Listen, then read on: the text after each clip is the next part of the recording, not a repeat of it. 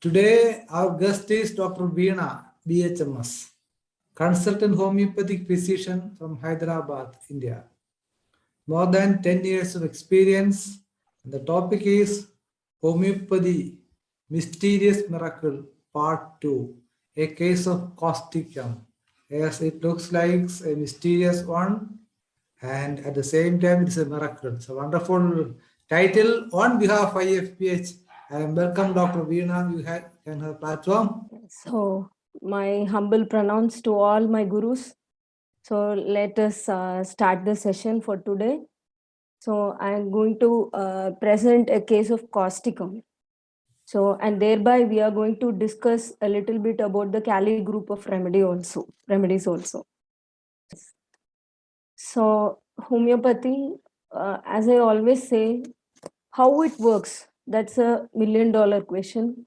So that is a mystery behind homeopathy. Science has to advance to prove how it is working, but it's definitely working, and that is evident with the cases what we see in day-to-day life. Okay, so this is the important topic. Since months we are discussing my health, my right. So I just thought to start the session with few words about this, my health, my right. So they are carrying out animal lab experiments, and there is a Blue Cross which has come up with an ethical committee stating what all to be tested, how to be tested, what cruelty need not be done to the animals.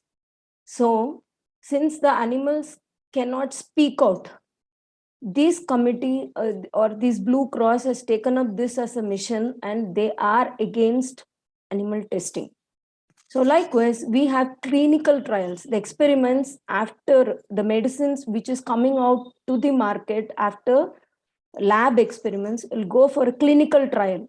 So the human beings are subjected for testing with the medicines who are deceased individuals, and find out the result or data after clinical trials. So in clinical trials, we have a concept called informed consent. So they are being told that this is a medicine which is not yet proven. We have just lab tested it, and we think that there are promising results, and this can be taken up to the market only after testing in the human beings. So this consent they take at the level of clinical trials. So this is called informed consent. So we are concerned about the animals. They are saying don't test on the animals, and there is a informed consent at the clinical trial stage also. But when we come to the patients, when they are getting treated, are they informed to a large extent? What are the benefits? What are the side effects? And are they given a fair chance of deciding whether they have to undergo the treatment or not? That is still a doubt, because when you go to the hospital, some few tests are done, the results are out, the pathology is clear, then the doctors say you have to go for this line of treatment, and this is the protocol. Now, they are not informing what other treatment modalities are available in the market. Be it in allopathy itself, if a surgeon is going to decide surgery, he is not going to say what is the medical part available in the market or in the system itself, in allopathy system itself.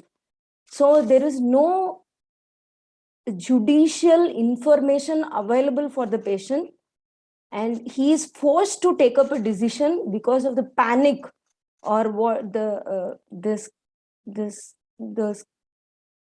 scare what they are imbibing on the patient.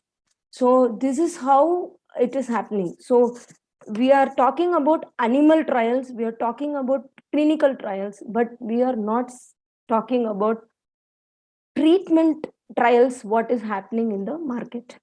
So my health, my right.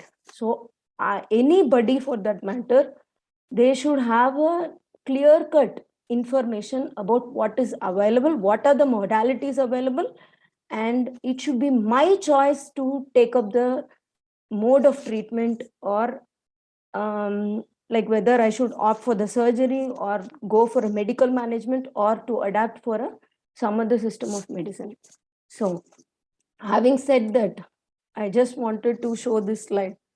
This we all know, we are very familiar about the story in the Bible. This is about the Genesis flood and the Noah's Ark. So Noah has been instructed by the Almighty to take up all the species when there is a flood. So he is building an ark, and he is putting all the species available in the planet. So he's including all the animals. So it means inclusiveness is the need of the hour. So if God has not given the instruction, what if Noah has taken only his family and or only the human species? The human species will go for extinct if there is no inclusiveness. So as said that, so it is comparable with all the systems available in the globe. This is available and we should make use of it. So we have to include all the systems of medicines, plenty of systems available.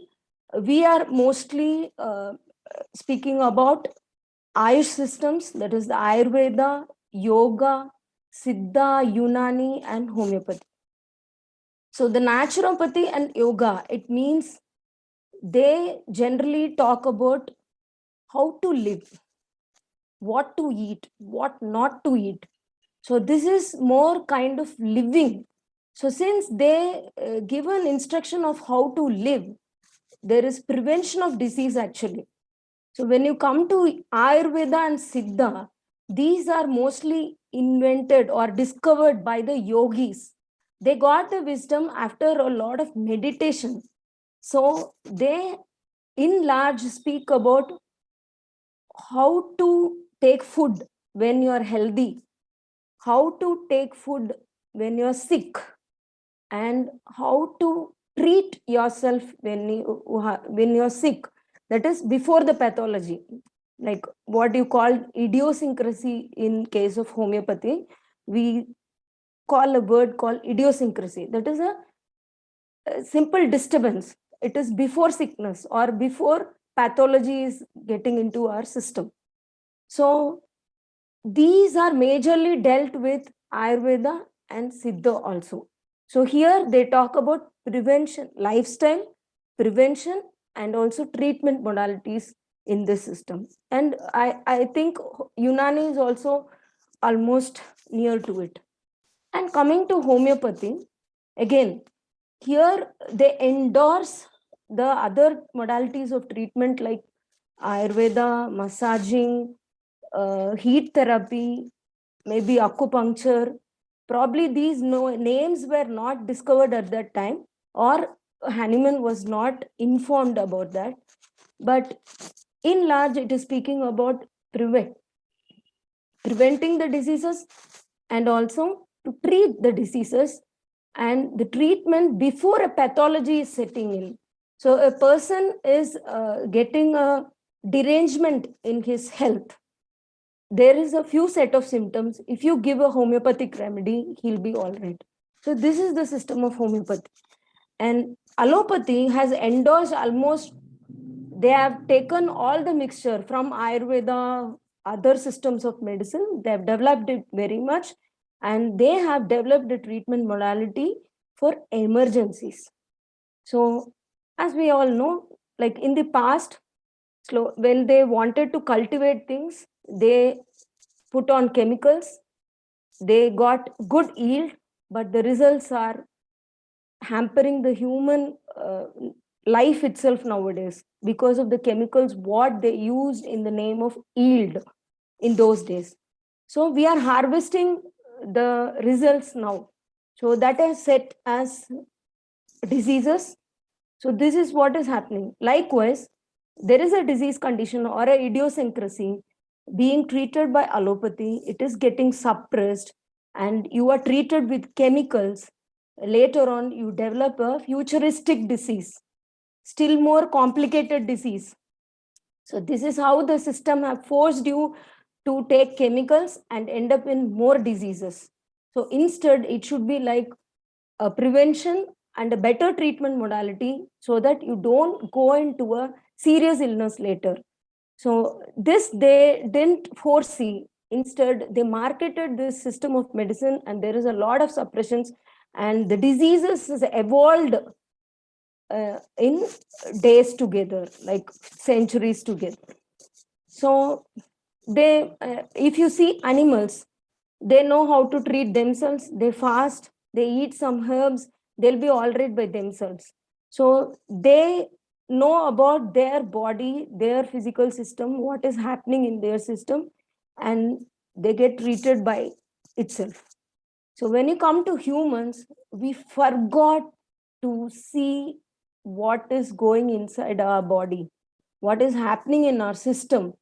So we have been forced by allopathy to just take medicine, get an immediate relief, and just forget about what has happened to our health at all.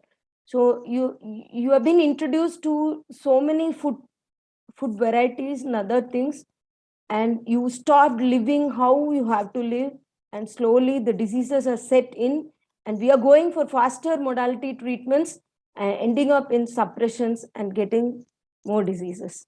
So inclusiveness is the need of the hour, and we have to give a fair chance for other systems of medicine initially when the sickness or idiosyncrasy sets in, instead of going for faster reliefs, instead of going for emergencies treatment. So allopathy, as for me, it's an emergency kind of treatment. It should be taken only at emergencies, not on all idiosyncrasies or on disease or sickness conditions where the pathology has not set in. So wherein you can prevent the body in reaching a suppression level. So this is about my health, my right. So moving on to our topic. So we are going to check about a case of causticum. Before going to that, so why are the homeopaths so keen about taking so many symptoms? So why are they forcing you to answer all your questions? So this to be discussed, or this should be made aware in every patient who is visiting to your clinic. So the evident one, which is may not be the real self. So this is why we evaluate a person in deep. So we ask a lot of questions which is related to the disease, which is not related to the disease, which is related to the patient. We ask the patient, we ask the attenders, we sometimes even ask questions which is something related to the society or what is happening generally also. So we allow the patient to talk so that we infer who he is. So the looks can be deceiving. So as you see in this picture, see, she is sad outside, but she is happy inside. So this is how people are. They themselves don't know what emotion they are undergoing, or sometimes they are masking deliberately. They show highly courageous, but they will be a total covered inside. So people mask themselves for various reasons, for social reasons, or they want to carry themselves like that. That is why they mask themselves. So this is why we are very much in particular when we take a case. Whoever, it may be a simple wards who walk in, we ask so many questions. It may be a child, an infant, or even an old person who may be a paralytic, we may ask adding upon symptoms. So these many symptoms, so how would a doctor decide upon a medicine or a remedy? How is he going to end up with a remedy with so many symptoms which is relevant and which is not relevant? So this may be doubtful for the patients, but as a homeopath is getting experienced, he can make a note of the relevant ones and non-relevant ones. So it's better for the patient to walk in and tell whatever he wants so that we can infer better and give better results. If they keep quiet, or if they don't pour out what is inside, it is very difficult. So after years of allopathic um practice, or allopathic exposure for the humankind, human themselves have forgotten what to be told or how to be perceived, what he is undergoing. All these things are totally forgotten. So we have to keep educating the patients to pour out their symptoms, so that we end up in correct results. So going to the case of causticum. What is causticum? So this is actually a combination of two salts, that is calcium sulfate and potassium hydrate. So this is a rare salt, and in NASH, I have read one point like, if Hahnemann has discovered only causticum, that itself is a big help for the humankind. This is what is being written by NASH. So this is such a wonderful remedy, and it's very difficult to elicit symptoms from these kind of patients. And I have seen hardly some patients of causticum, though I prescribe routinely in wards and paralysis cases. And I have a wonderful experience of my senior doctor, my guru, who has treated a baby at a very tender age with causticum, and she was, I believe, maybe a CP or autistic child. She was unable to move, or she had some motor skill deficit, but now she is a mother of two, and she has grown up well after few doses of causticum.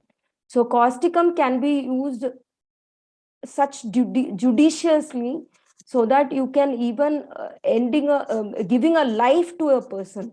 So this is such a wonderful drug, remedy actually. So I just wanted to present a case on causticum. So I had a patient like 10 years before. So he was having some IBS kind of symptoms, and he was very, very oversensitive to spices, strong odors, dust. He had multiple system presentations. So this was the case. When I took the case, he was oversensitive, he was angry, he had irritability, he quarreled at times, he had insomnia spells, sleeps only after 4 a.m. in the morning. He's very hasty and he drops things always, and he's anxious, and he was chilly, and he has some occasional hoarseness at that time. So when I took the case, so most remedies were like Noxomica, Arsenicum album, Heparsulf, Calibic, Phosphorus sepia, all these things popped out. So in this sepia, I ruled out because it was a male, and I had little experience at that time, so I didn't know what to prescribe. So I took the physical generals and ended up mostly with Noxomica or Arsenicum album, and sometimes few symptoms when it was correlating, I gave Heparsal few doses also, and intercurrently I was treating this patient with tuberculinum. So this is how the picture was initially, and I couldn't infer what is his constitution. I majorly thought he is an Oxomica patient. This is how I inferred the case initially. So I gave this medicine. Many may think, if you give a wrong medicine, what will happen? So some homeopaths, they say it may end up in spoiling the case. Some may say it may end up in suppressions. So there are a lot of debatable topics under this.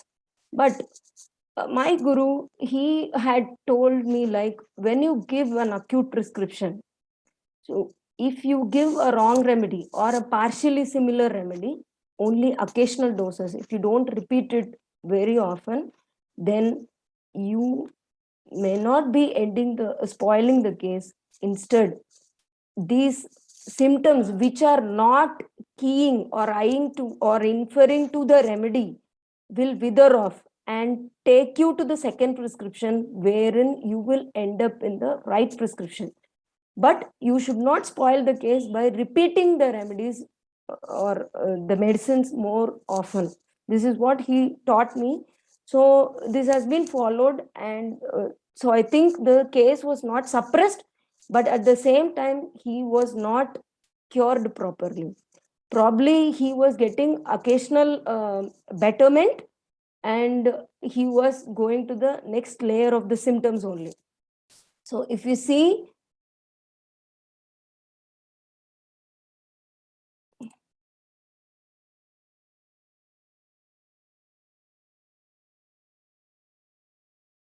are you able to see the next screen, sir? This is the case of causticum. The slide numbers, I think it's a 6th slide. I think the slides are not moving. Yes. Just now. So initially, I have repertorized the case. There was a strong symptom of this mind sympathetic. This one thing was there in my mind always, that is, which was indicating to causticum always. But since causticum was very deeper acting and I had no clue of how to give it, I initially didn't take the risk of giving causticum. This mostly the case was handled with Naxomica, Hypersulf, and arsenicum album. So, but this sympathetic one rubric was stuck in my mind, and I wanted to retake the case after some time when there was no better results. So I gave causticum 200, and this patient had severe insomnia. He developed anxiety to such a large extent. So I thought my prescription was wrong. So I stopped giving causticum and I came back to Naxomica and other remedies, whichever was indicated time to time. And I was giving still tuberculinum intercurrently. This patient slowly developed respiratory symptoms. So his respiratory symptoms were so strong that the mucus, he couldn't cough it up. He coughs continuously, but he couldn't take up the mucus outside. This is one clear-cut symptom. And he suddenly, like this 5 years or 4 years before, he told like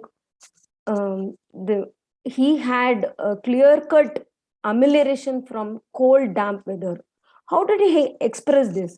He told, like, if I'm not happy with the AC, I'm not happy with the fan, but I'm okay with the cooler. This is what he told. So what made you to say this? And he told like, see, if the air is humid, if there is water in the air, I'm all right. This is what he expressed. This one strong modality added to the sympathetic or empathetic rubric, it's again was indicating to causticum. So this case, slowly in these 10 years, he developed respiratory, BPH, and also severe IBS, uh, occasional spells of IBS, which is really disturbing him. This was the case. So this is majorly in the psychosyphilitic or a tubercular stage again.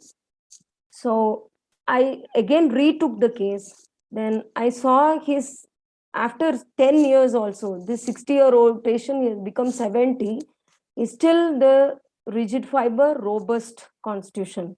He was not obese, he was not weak or emaciated. He had an idealistic thought process and he is very optimistic, and he had forgetfulness. Like he goes, he thinks that he forgets something and he'll go and recheck it. So the rubric taken was forgetfulness, anxiety, conscience with. Then irritability for social causes. It's like there is empathetic rubric. It's keeping on popping up in mind because for the social causes, he is getting irritated. This is being expressed many times by him. And he had this startling for touch or noise. If he's sleeping, there is a small pin drop also, he'll get up suddenly. He startles, he gets afraid, he gets panicked, he'll get up immediately. So there is no sound sleep in him. So anxiety about family, especially the extended family, brothers, sons, those people, all these people. Then he was an anarchist, and he used to write columns, letters to the editor, to the papers and all that. He was a rebel in childhood. When I took the history, I got the rebellistic activities of him since from childhood. He's pragmatic. Pragmatic is more practical, doesn't question anything, see and go towards the flow and apply something. This is how it was. Food enters the wrong way. Slowly, when I concluded it is indicating to causticum, when I read causticum, I think 20 to 30 important points in causticum is there in this patient already. He's saying, I need causticum, you give me causticum. This is what was getting evident. So slowly, these 30 to 40 symptoms which are pointing towards causticum was there. He even told like he gets cramps in the night, and it is as if the tendons are contracted. So something is pulling. These things are there in causticum. So after I ended up in causticum, I just had a doubt, like again, if I prescribe 200 or 1M, he may again go for anxiety spells or insomnia spells, because I had a bad experience in the past. So I just had a doubt whether to give it or not, or what potency to be selected. Since it was in the respiratory, most concentration was in the respiratory organs. So I thought I'll go with the 0 bar 3 potency. So I gave 0 bar 3 occasional doses. So 0 bar 3 itself is for me a very minute dose. And that also, I don't wanted to repeat occasional doses. It has improved his BPH, it has improved his chronic bronchitis. He had even hoarseness of voice in the evenings. That has come down. His anxiety spells has come down. He's not sleeping, but still his sleep has improved. So that is like, we cannot say the case is fully cured. He's still under treatment and probably may need higher LM potencies of causticum, and we have to slowly go to the next level. And intercurrently, still I'm giving tuberculinum. This is, here it is evident in 60 to 73, in these 10 or 13 years, he has improved and his health is not deteriorated. So had he be given allopathic medicine, just we can compare how much we would have ruined his life. So we have given a better life by choosing a better remedy and giving a right potency, and without repetition, much repetition, I should say. So this is about the causticum case. So after giving causticum, I read a lot about Cali group of remedies. So causticum, as I said, it is a combined salt of calcium sulfate and potassium hydrate, mostly on the potassium. So I just had some insights about Cali group of remedies. So these Cali group of remedies, they have a robust or obese constitution, and in causticum, it's more of a rigid fiber. So they are not weak, emaciated, they are not obese also. They are rigid fiber people. So about temperament. So the Cali group temperament, they have phlegmatic. What is this phlegmatic? So they say sanguine, phlegmatic, choleric, and melancholic type of temperaments. So when you say constitution, what is constitution? Constitution is the way of a person to live, how he lives. That is a constitution. So we say Lyco constitution, we say Sepia constitution. It means how they live their life, what they think, how they carry themselves. That is the constitution. When we say temperament, in some of the other systems, they say, means there are 4 types of temperaments. One is sanguine, phlegmatic, choleric, and melancholic. So they say sanguine is to equate to bloody, phlegmatic to the phlegm, and choleric to the yellow bile, and melancholic to the dark bile. This is what they say in other systems of medicine. But generally speaking, the temperament, sanguine is carefree attitude. Phlegmatic is loyal attitude. They're very loyal to what they stick on to the principles. So this Cali group, they have the phlegmatic temperament. They stick on to the rules. They abide by laws, and they don't want to go out. They don't want to make deviations. And the choleric temperament is analytical, and melancholic temperament is conservative, highly conservative. So in here, in Cali group, majorly the temperament is phlegmatic, and Cali forces choleric temperament. That is, they are very conservative. So diathesis is the way a person gets sick. So which type of organs or which system gets involved more? This is called the diathesis. And see, in Cali group, it is rheumatic or gouty diathesis. So we have other diathesis also, that is the lymphatic, where the lymphatic derangement is there. Then you have gouty or rheumatic, that is more towards the joints. Then dyscratic or cancer diathesis, that's tumors and neoplastic tendencies are there. Then you have the tubercular diathesis, and we have scrofulous, that is the glandular enlargements, and there is hemorrhagic diathesis, that is bleeding tendencies. So in large, Cali group is mostly of rheumatic or gouty diathesis, and the exception would be dyscratic, or that is the cancer diathesis or tubercular diathesis, as in case of causticum and Cali iodatum. So miasm, I think it covers all the three miasm, mostly psychotic and sorosyphilitic, that is the tubercular miasm. So causticum, again, it has more of a psychotic preponderance, and I think it is waving between tubercular and psychotic again. So, and they are very oversensitive, especially to touch and noise. Music aggravates in case of Cali brome. It's a clear-cut indication. And there is anxiety felt in stomach. They are very anxious people. Anticipatory anxiety is there.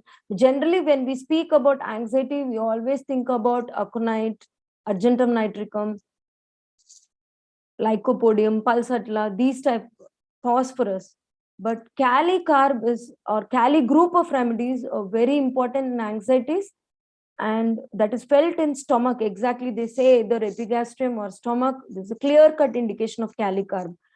So I hardly have seen a Cali carb highly indicated patients, but one particular patient of mine had this clear-cut symptom, and I gave Cali carb, and the anxiety was much better. She was under antidepressives and sedatives also, but after giving this medicine, she improved a lot. So I don't have other symptoms in that case, but on a gut feel, I prescribed only on this one symptom of anxiety felt in stomach. Then they are highly quarrelsome people, and they are quarrelsome with the family, and probably they have the rebellistic activity. In case of Cali carb and causticum, they write to columns, they complain in the police, they may be lawyers, and they always talk for the social causes. Then mostly the Cali group of patients are very chilly. So especially Cali carb, Cali by Cali Ars is the chilliest. Then we have the Cali Phos. Cali Phos is in between, so they are ambithermal. Then we have the Cali iodum, that is the hottest in Cali. Cali sulf and Cali silicate are also hot. So though phosphorus and salt combination, silica combination here, it is more towards on the hotter side, not on the chilly side. Though Cali and phosphorus and silicea, they are chilly patients, but when they, as a combined salt, when it is Cali phos, it is ambithermal. When it's Cali silicata, it is more towards on the hotter side. So then we have early morning aggravation, especially aggravation 2 to 5 a.m.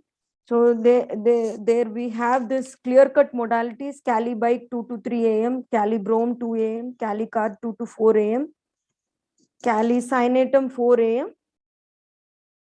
So Cali iodatum again 2 to 5. So generally they are having problem in the early morning time.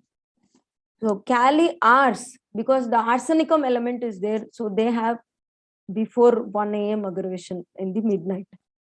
Causticum, that is an exception here. They have an evening and night aggravation. It's not towards the early morning.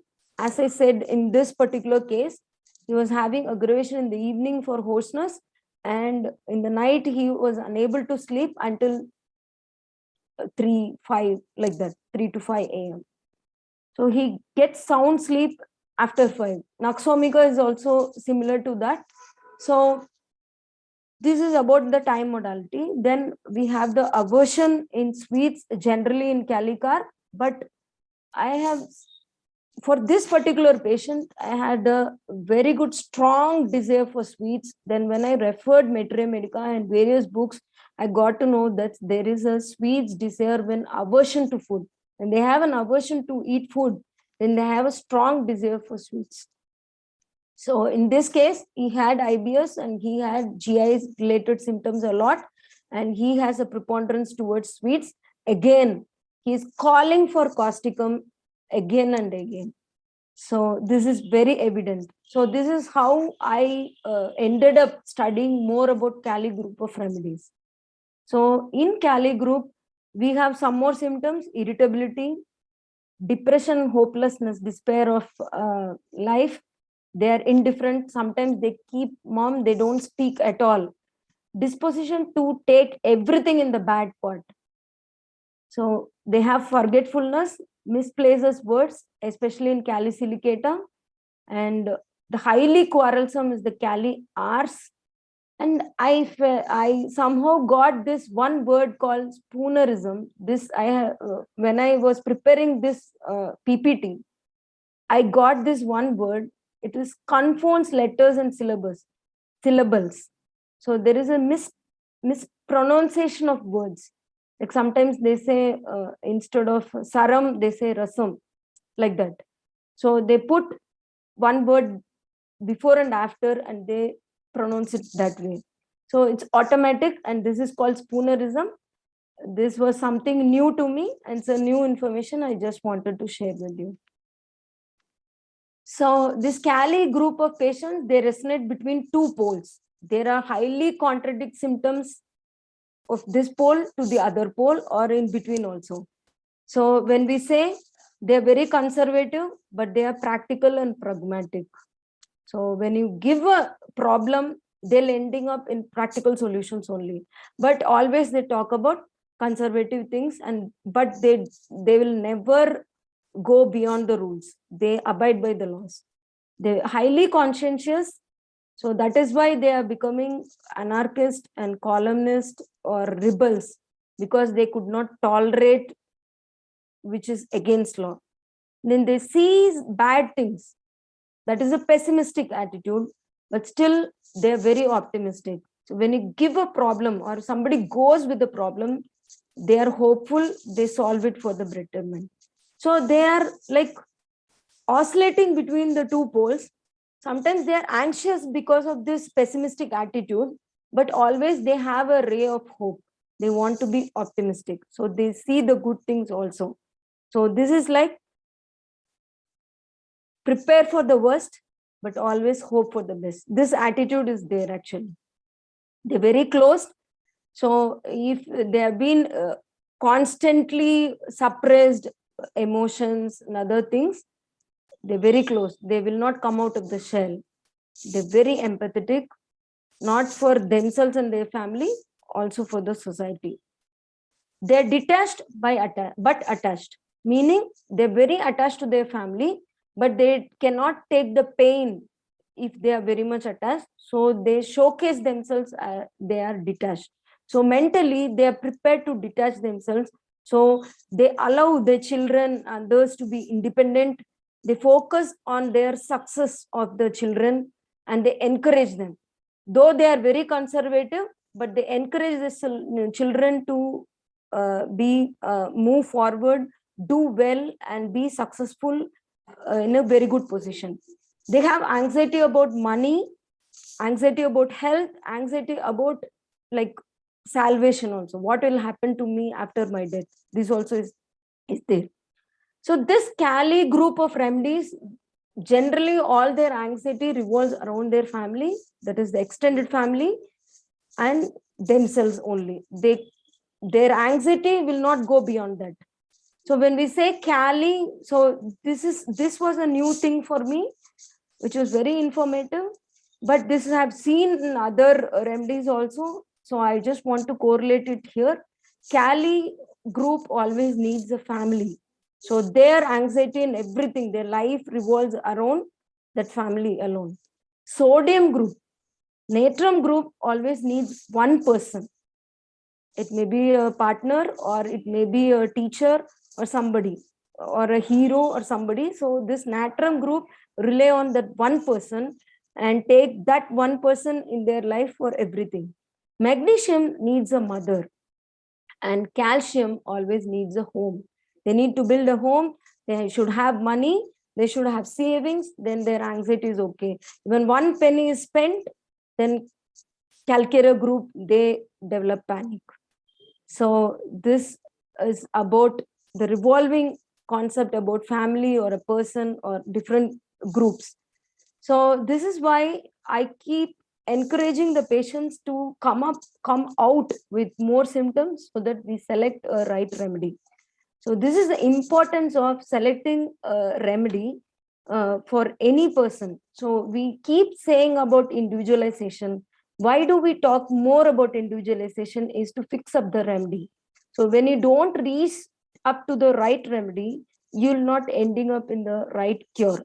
But still you can treat the patients without suppressing. And I think spoiling is only because of repetition of remedies and not because of homeopathy. That is not possible. So if you judiciously you use the homeo remedies, even if it is partially indicated, it will not spoil the case. It will do betterment, or it will bring the vital food to such a stage the body itself will take to a cure of that particular patient.